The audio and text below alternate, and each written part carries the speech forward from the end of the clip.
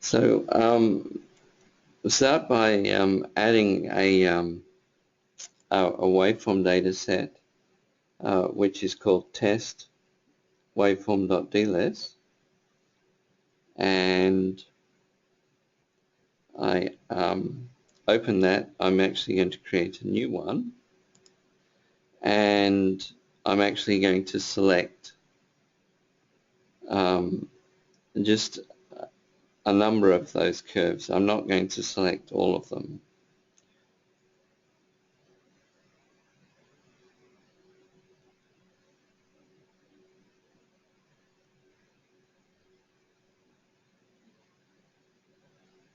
So that's loaded the data set, and as I was saying, LogScope uses your default template to plot the information that's there, and if it finds any curves that it recognizes in that template, it will actually plot them. But this is not the template that I wish to use. I'm going to use the example template, which is I'm going to start off with a template called blank, which has only got one track in it, and I actually need 5 tracks in this for the example, so I'm going to add, so I've got 3, 4, 5. So to add a curve or an array to a track, I'm going to tap on the array and it will change yellow, and we want to add an array, and in the array you have the choice of VDL, which is kind of like the plot that you would use for NMR or whatever. The waveform gives me the horizontal wiggles, so I tap on that and that brings the track, the array there. So if I edit by tapping on the header, I want to change the maximum value to a value that's more reasonable for this particular array, and there I have the array value. Typically the maximum value should be the value, the absolute maximum of the horizontal wiggles. So I want to add the filtered waveform. So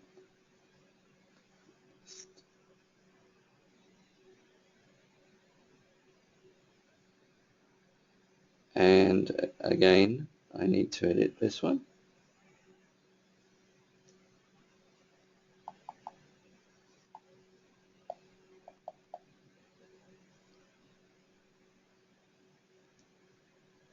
So that's added, and I've got the filtered and the normal one side by side. And then I want to add the semblance. So I add that as a VDL, and again I have to change the scales.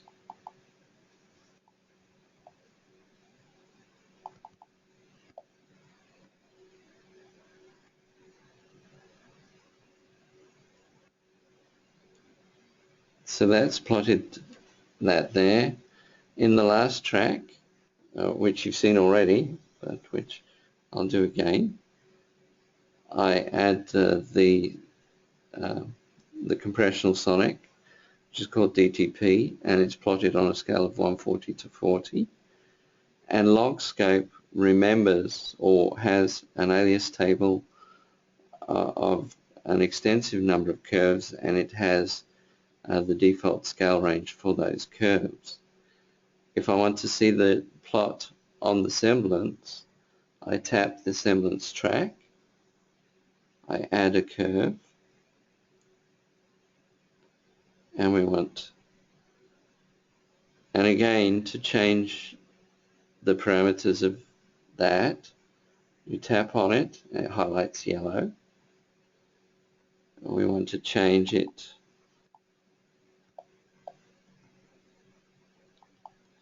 and in this instance I know that they used 40 to 340. Whoops.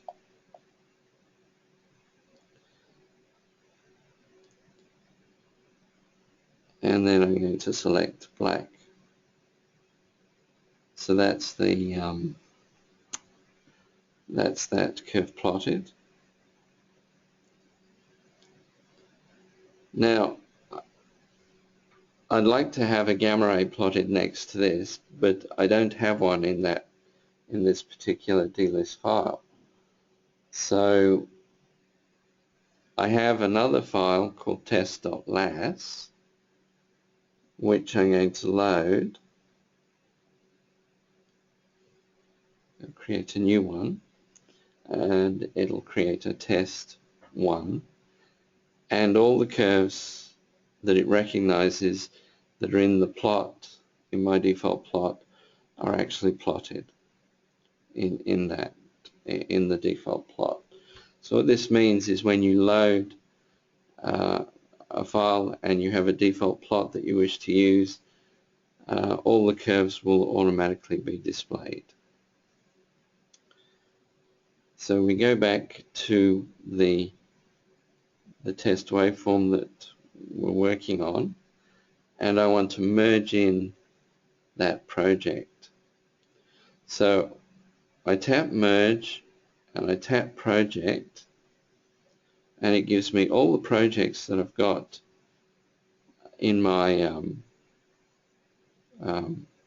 on my tablet, and I can select from that project an individual log, or I can select all of them. So I'm going to select all of them, and okay, so they're now merged in, and if I go to the first track and highlight that, I can add a curve to it. And when you merge in, LogScope has sets. So any data set merged in will be given a set name equal to what the project name was that you merged in. So in this case, rather than searching through, I want to plot a gamma ray. So I just take the gamma ray and plot it, and I have it on the plot.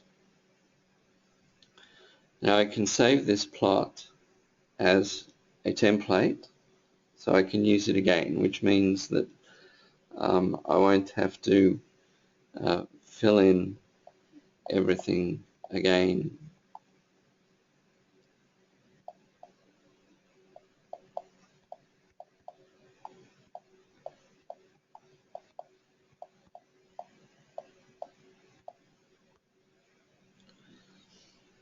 And by the same token, I have a template called Waveform Without Shading Final that has the density and the neutron curve in it. So, and I have the density and neutron curve in there, and I have all the other waveform data plotted there, so I have my final plot. Now, the last step that I wanted to show was how to export this as a DLIS. So to export as a DLIS, I tap on export. I can export as a LAS, DLIS, CSV. I can produce a PDF of the plot. I can export just the template. Or if I'm sending to somebody else who's got LogScope, I can send the entire project so they can see everything that's there. So you say save as a DLIS file, and it's given me this name here. So I'm going to overwrite this one that I created before, and that's the export of the DLIS file. So that's practically LogScope and how easy it is to load waveform data and other information into the package.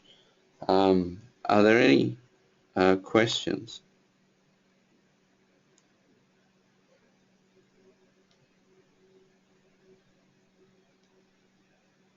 Sure, I have a question from Houston. Yep. Waveform data tends to get delivered as a packed waveform variables where you've got, say if you've got an 8 array tools, it's going to have the signals from the 8 receivers all merged together as one very long repeating um, multidimensional variable. Does your package then, does the data from the curve names you've got here, it looks like you took the PWF4 variable and had split it up into the individual receiver signals before you went and did this demo. Does that have to be done in a different package, or is that done internally with your software? It could be done internally using the scripting at the moment, but it's not done. The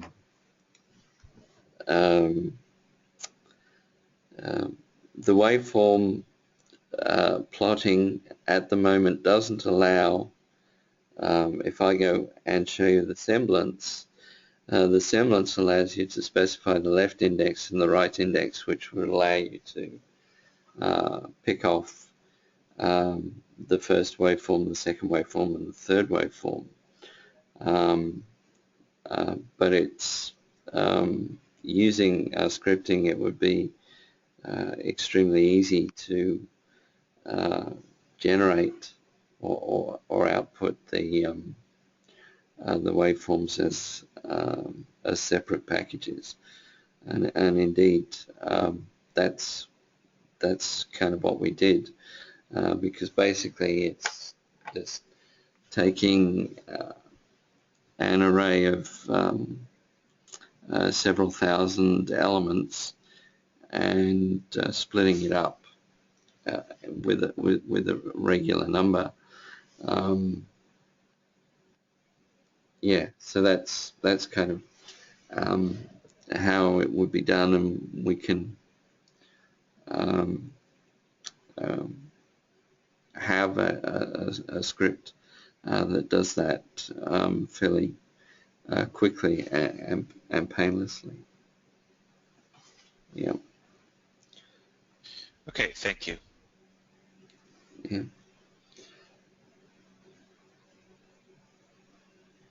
Are there any more questions?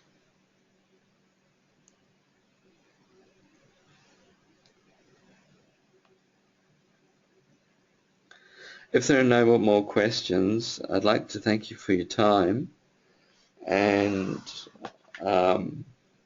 for the attendees, you'll be receiving an email that gives you a discount on the advanced Logscope bundle of 25%, and we're offering a 13-month subscription period instead of the usual 12-month for that, and you'll be receiving an email in the next hour or so on that. So unless there are any more questions, I'll sign off.